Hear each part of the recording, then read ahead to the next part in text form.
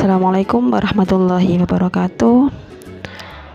Tetap semangat, semoga kita diberikan kesehatan di masa pandemi ini sehingga kita bisa melakukan aktivitas kita dengan baik dan sesuai dengan apa yang kita rencanakan.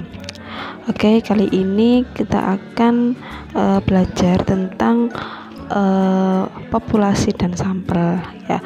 Tentunya ketika kita akan melakukan sebuah penelitian pasti butuh yang namanya menentukan populasi dan sampel, dimana kita akan melakukan penelitian, siapa yang diteliti. Nah, itu adalah bagian dari populasi dan sampel. Baik, mari kita perdalam lagi untuk mempelajari populasi dan sampel berikut ini. Oke. Populasi adalah sekumpulan individu atau objek yang mempunyai karakteristik tertentu yang akan dihitung dan diukur dalam penelitian. Jadi kumpulan individu ya, kalau misalkan kita penelitiannya di rumah sakit ya kumpulan ini ya kumpulan seorang ya, tapi kalau kita penelitiannya di rekam medis ya sekumpulan dari rekam medis itu. Jika kita menggunakan hewan coba, populasinya adalah sekumpulan dari hewan coba, tergantung apa yang akan kita teliti, objek apa yang akan kita teliti tergantung itu ya. Jika perawat berarti kumpulan perawat itu adalah populasi, jadi sekumpulan objek yang akan kita teliti itu namanya populasi. Kemudian misalkan ya penduduk Jombang ya, kemudian pasien di poli kandungan, berarti yang akan kita teliti adalah pasien di poli kandungan. Atau perawat, tetapi tidak semua perawat yang kita teliti, hanya perawat puskesmas boleh ya, tergantung apa tujuan kita untuk meneliti, siapa responden yang paling tepat untuk menjadi penelitian kita, subjek penelitiannya kita. Oke. Ada jenis populasi, ada dua, ada yang infinite dan populasi finite. Populasi finite atau tak terbatas, jadi infinite tidak terbatas ya. Kalau finite berarti dia terbatas.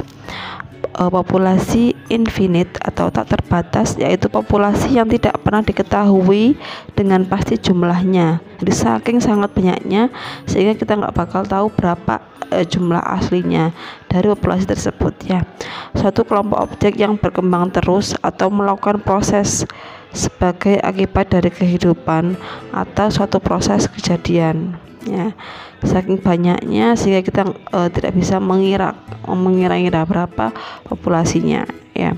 Misalkan populasinya adalah perawat di suatu negara adalah populasi infinite karena waktu terus berubah dan jumlahnya pun berubah ya, karena perawat itu kan tiap tahun pasti ada ya, ada yang lulus, ada yang meninggal, ada yang pensiun. Nah itu seiring dengan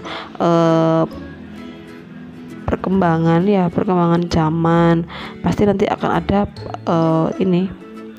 perubahan jumlahnya, dan ini sangat luas sekali sehingga tidak bisa diketahui secara pasti jumlahnya ya. Tahun sekarang berapa, tahun depan berapa ya. Tahun ini hari Rebo ternyata jumlah perawatnya adalah 201 ya sekarang. Besok sudah ganti 190 karena ada yang meninggal ya. Berarti kan itu terus berkembang, terus berganti jumlahnya sehingga dinamakan populasi infinite tak terbatas. Nah, karena jumlahnya akan terus berubah-ubah seiring berjalannya waktu. Kemudian populasi finite yaitu populasi yang jumlahnya diketahui ya, jadi pasti. Otomatis ketika populasi finite ini adalah populasi yang lebih spesifik ya, ada keterangan tempatnya spesifik, perawat yang apa gitu tadi ya. Misalkan jumlah masa PSIK ya, masa PSIK, masa perawat berapa orang kira-kira, pasti ada angkanya sesuai dengan NIM-nya, pasti nanti diketahui berapa masa perawat. Kemudian jumlah perawat di RSM Lamongan, pasti tahu ya, karena lingkupnya hanya di RSM Lamongan ya. Jadi bisa dihitung berapa jumlahnya. Dan perubahannya pun enggak signifikan ya. Seperti itu. Jadi populasi finite adalah populasi yang jumlahnya diketahui. Jadi lingkupnya lebih kecil dibandingkan dengan jenis populasi yang infinite. Oke. Kemudian sampel. Nah, sampel itu adalah bagian dari populasi yang menjadi objek penelitian. Ya, sampel sendiri secara harfiah berarti contoh. Jadi sebagian dari populasi yang bisa mewakili dari jumlah populasi yang besar itu.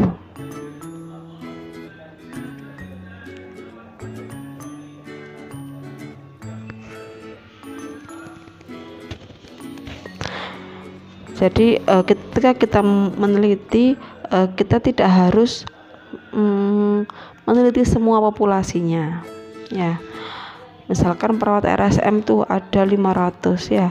Ketika kita mau meneliti perawat RSM, kita tidak perlu meneliti semuanya, hanya kita ambil sampelnya, kita ambil contohnya, sehingga diharapkan dengan diambil sampelnya, dengan diambil contohnya itu bisa mewakili keseluruhan dari perawat RSM ya. Tadi misalkan perawat RSM-nya 500, kemudian saya ambil hanya 100, diharapkan 100 ini bisa mewakili dari 500 itu ya.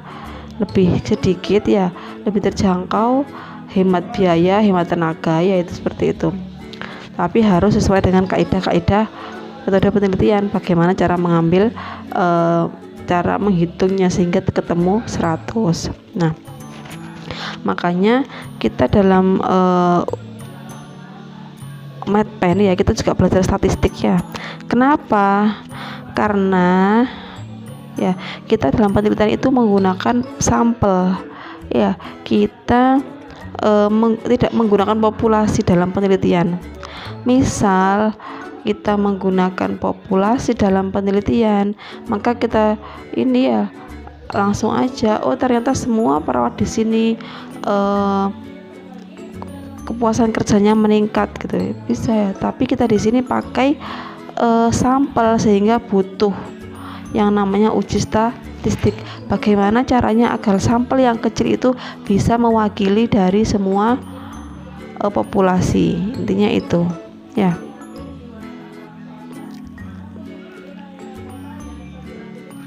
Nah ini ya, jadi populasi yang besar ini diambil kecil, yang sedikit-sedikit ya, diharapkan dengan ini nanti bisa mewakili ya. Dari sekian ini hanya diambil 5 ini sebagai contoh yang bisa mewakili dari sekian populasi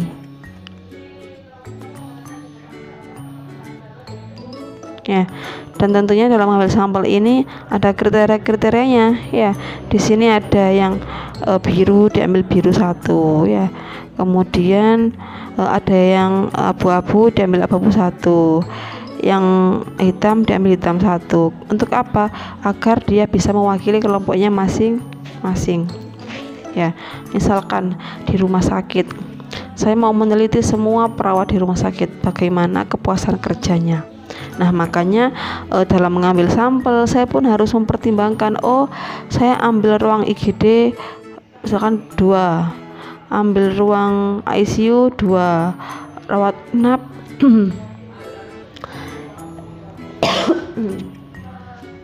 rawat inap saya ambilnya 5. Nah itu ya, sehingga bisa mewakili karakteristik dari masing-masing ruangan ya. Menentukan 2, 3 atau 5 peruangan itu juga ada rumusnya ya. Jadi dalam mengambil sampel ini harus ada kriterianya masing-masing, sehingga nanti bisa mewakili populasi. Yang biru mewakili yang biru, yang hitam yang oranye ya, bisa mewakili sesuai dengan kelompoknya masing-masing. Nah, pengambilan sampel kadang-kadang merupakan satu-satunya jalan yang harus dipilih ya, karena tidak mungkin mempelajari seluruh populasi. populasi. Iya, kalau yang diteliti adalah perawat di RSM aja ya. Tapi kalau misalkan mau meneliti perawat di Jawa Timur, ya, kita kan nggak mungkin meneliti berapa ribu perawat di Jawa Timur, makanya kita butuh namanya sampel. Bagaimana sampel itu bisa mewakili semua perawat di Jawa Timur? Sampel perawatnya misalkan Jawa Timur 3000, yang kita ambil cuma 300-an, berarti kan lebih ringan. Dengan 300 sampel itu kita bisa mewakili 3000 perawat ya. Sebagai contohnya ya, kita meneliti air di sungai ya. Seorang ahli ini ya, hidrologi misalkan, dia mau meneliti air sungai di sungai A gitu ya. Kita kan nggak mungkin peneliti itu mengambil semua airnya, hanya misalnya 1 gelas ya, diteliti dibawa ke lab. Nggak mungkin semua air yang ada di sungai itu ambil semua tuh di lab, nggak mungkin. Hanya mengambil segelas aja untuk sampel, sehingga diharapkan nanti 1 gelas yang diambil oleh peneliti itu bisa mewakili air sungai semuanya, kandungannya sama kayak gitu. Kemudian mencicipi rasa makanan di dapur ya. Kalau kita masak pasti dicicipi dulu ya. Kalau ngicipi kan dikit ya, nggak mungkin kita ngicipi itu banyak, sehingga buat apa diicipi? Biar tahu rasanya. Ketika udah tahu rasanya, maka tahu, oh ini keasinan, maka tambah air. Oh ini manis gitu, berarti kan ada tindakan-tindakan kayak gitu ya. Makanya kita harus kalau nyicipi juga sedikit, nggak boleh banyak-banyak ya. Makanya untuk menentukan rasa satu mangkok bakso ini keasinan atau enggak, kita hanya menyicipi 1 sendok aja, itu sudah cukup. Sama juga dengan caranya mengambil sampel dari populasi ya. Mencicipi duku yang tidak dibeli, mau ke pasar ya, mau beli duku. Manis gak ini? Manis ya, icip dulu ya gitu ya. Nggak mungkin kita icip itu semuanya, kalau semua juga beli berarti namanya bukan incip. Makanya kita incip dulu dukunya secara acak ya, untuk tahu ini manis atau enggak dukunya. Sama juga kalau kita penelitian ya. Oke, nah syarat-syaratnya apa sampel itu? Yang pertama representatif ya. Tadi ya, seperti yang saya jelaskan tadi, representatif bisa mewakili populasi. Jadi kalau tadi misalkan mau meneliti perawat di rumah sakit, paling tidak setiap ruangan harus ada yang mewakili ya, karena nanti bisa merepresentasikan ruangannya seperti apa. Harus cukup banyak sampelnya ya. Memiliki banyak sampel, hasil akan semakin representatif ya. Ingat, banyak tidaknya harus sesuai dengan rumus yang ada. Bagaimana cara mengambil sampel itu, bagaimana cara menghitung besar sampel, sehingga sampel yang kita ambil bisa mewakili semua populasi ya. Jika populasinya sedikit kan juga pasti sampelnya sedikit ya, tidak mungkin banyak ya. Memang dengan banyaknya sampel, maka variasi nilai yang kita dapatkan akan semakin banyak, dan itu akan lebih bagus. Jika variasi datanya sedikit, maka itu nanti ketika dihitung pakai statistik, maka hasilnya mungkin kurang bagus ya. Makanya memang semakin banyak sampel semakin bagus, memang iya, tapi tetap dalam kaidah-kaidah besar sampel ya. Misalkan minimal 100 ya, semakin banyak atau semakin lebih dari 100 maka lebih bagus memang, tapi minimalnya harus 100. Oke. Alasan mengambil sampel tadi sudah saya jelaskan di awal ya, kenapa kita harus pakai sampel aja, nggak harus pakai populasi. Yang pertama adalah keterbatasan waktu, tenaga, dan biaya ya. Waktunya sangat singkat, misalkan penelitian dari kampus diberi waktu cuma 1 bulan ya, kita nggak mungkin banyak-banyak waktu untuk penelitian, karena butuh mengolah data, butuh menyusun skripsinya, butuh konsulnya ke dosennya gitu kan, sehingga kita harus efektif penggunaan waktunya. Jadi ketika kita meneliti perawat di Jawa Timur dengan 3000 orang gitu kan, sangat ini banget, banyak banget ya, sehingga kita butuh sampel, sehingga nanti jika 300 orang maka masih bisa dilakukan. Kemudian hemat tenaga pasti ya, 3.000 perawat ya 300, meneliti 3.000 perawat dan 300 pastinya akan lebih mudah atau lebih ringan ketika meneliti yang 300 dari segi biaya pasti ya, karena pada dasarnya sesuai pada etika penelitian juga ya, responden itu tidak boleh dirugikan ya. Kemudian peneliti harus memberikan reward ke respondennya setelah mereka menjadi responden penelitian ya. Jika sampelnya 3.000, berapa banyak yang kita keluarkan hanya untuk memberikan reward ke peserta ya. Jika 300 akan lebih hemat banyak sekali ya. Kemudian lebih cepat, lebih mudah, bener ya, lebih cepat karena juga lebih sedikit, lebih mudah juga dalam mengolah datanya, karena semakin banyak data juga kita nanti semakin bingung dalam mengolah datanya ya. Kemudian memberikan informasi yang lebih banyak dan dalam. Kenapa kok lebih dalam ya?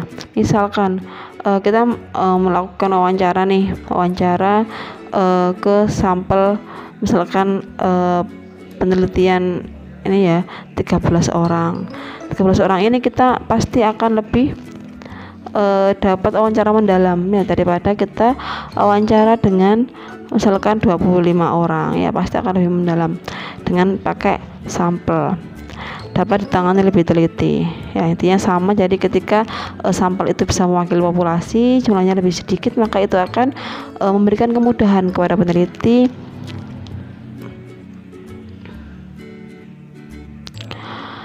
kemudian peneliti bisa ini ya, mengolah datanya dengan mandiri dan ini akan lebih teliti dalam datanya itu tadi ya, karena lebih sedikit.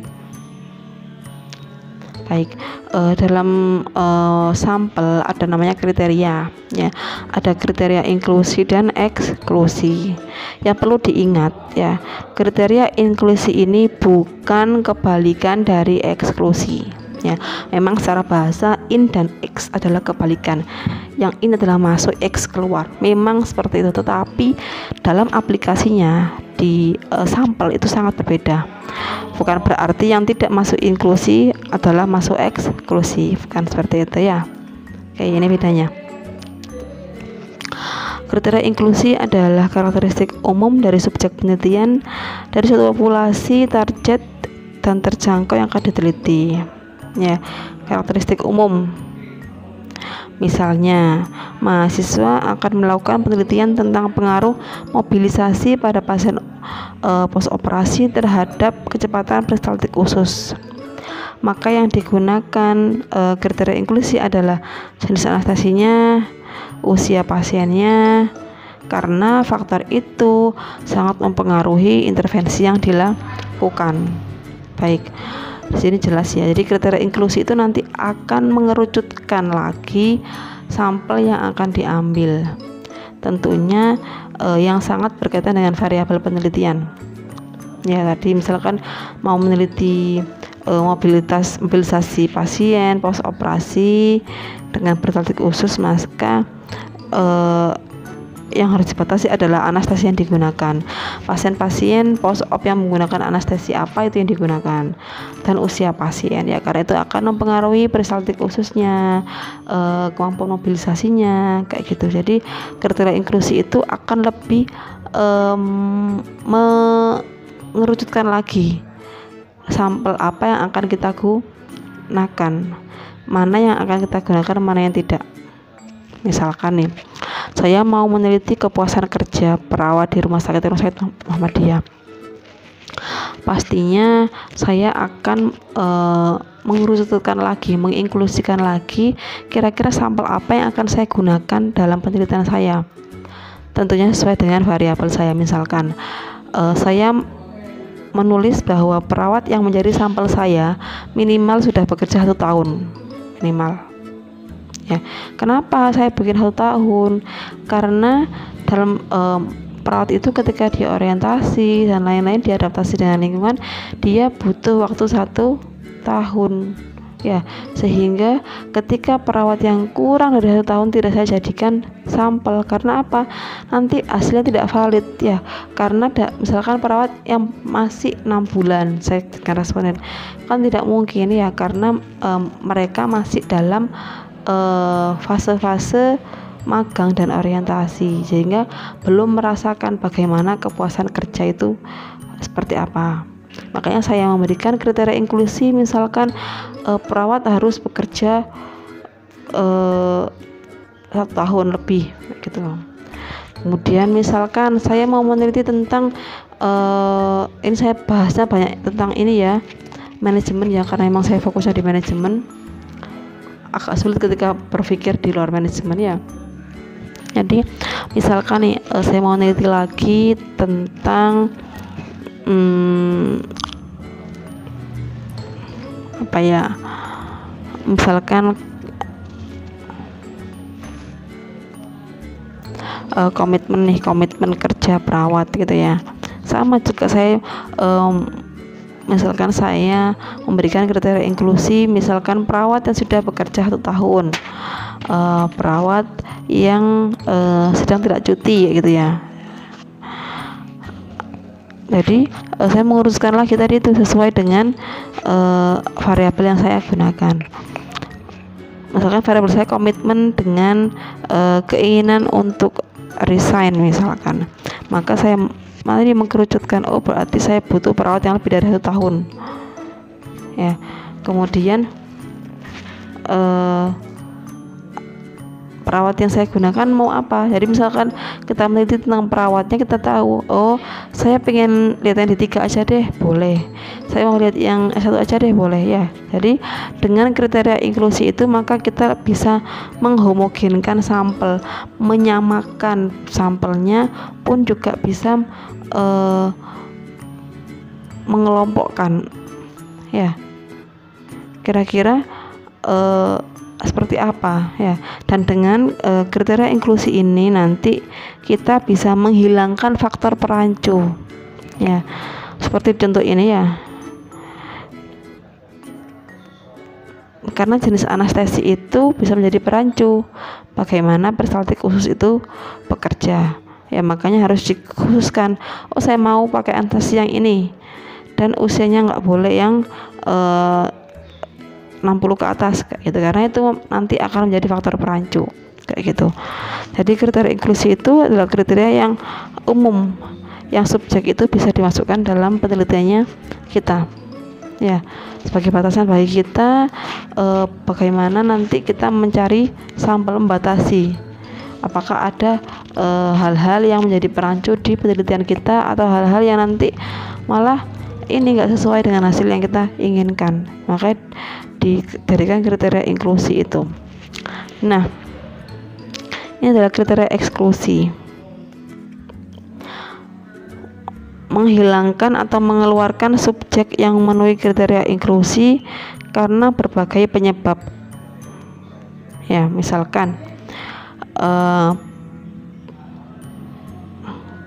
ada penyakit pasien, misalkan pasien-pasien atau ya pasien yang punya penyakit-penyakit penyerta yang lainnya misalkan ya. Kemudian terdapat keadaan yang mengganggu kemampuan pelaksanaan, seperti subjek tidak mempunyai tempat tinggal sehingga tidak dapat ditindaklanjuti ya. Kemudian ada hambatan etis atau subjek menolak berpartisipasi. Baik, jadi misalkan nih saya meneliti tentang komitmen perawat, kemudian keinginan perawat untuk resign ya. Saya mencari perawat yang S1 saja, kemudian perawat yang lebih dari 1 tahun. Nah, ternyata di ruangan itu ada 40 perawat ya.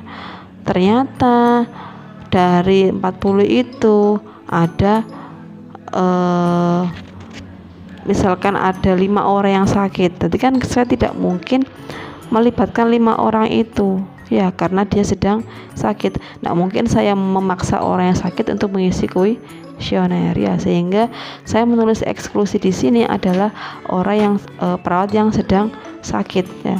Jadi eksklusi itu diambil dari perawat yang sudah masuk inklusi itu, baru apakah ada hal-hal yang menyebabkan dia nggak bisa diambil menjadi responden, kan sakit tadi itu ya, misalkan itu, atau dia menolak, saya nggak mau jadi responden, ya, bisa jadi itu bisa menjadi kriteria eksklusi. Kemudian atau ada hambatan etis, atau misalkan mau ada penelitian terkait dengan pengaruh kunjungan rumah dengan kadar glukosa darah pasien dengan DM gitu ya. Ternyata ditemukan 40 orang dengan DM. Sudah oke, ya, kriteria inklusinya adalah pasien yang punya DM tidak terkontrol, usianya sekian sampai sekian misalkan, ya. Sudah masuk semua. Ternyata dari 40 itu ada 2 orang yang nggak punya rumah, ya, atau misalkan dalam waktu dekat itu dia pindah, ya, berarti kan nggak bisa, sehingga dia masuk eksklusi. Jadi eksklusi itu diambil setelah dia masuk ke kriteria inklusi, kayak gitu, ya. Jadi tidak berkebalikan antara yang inklusi dan eksklusi, sangat beda konteks, ya.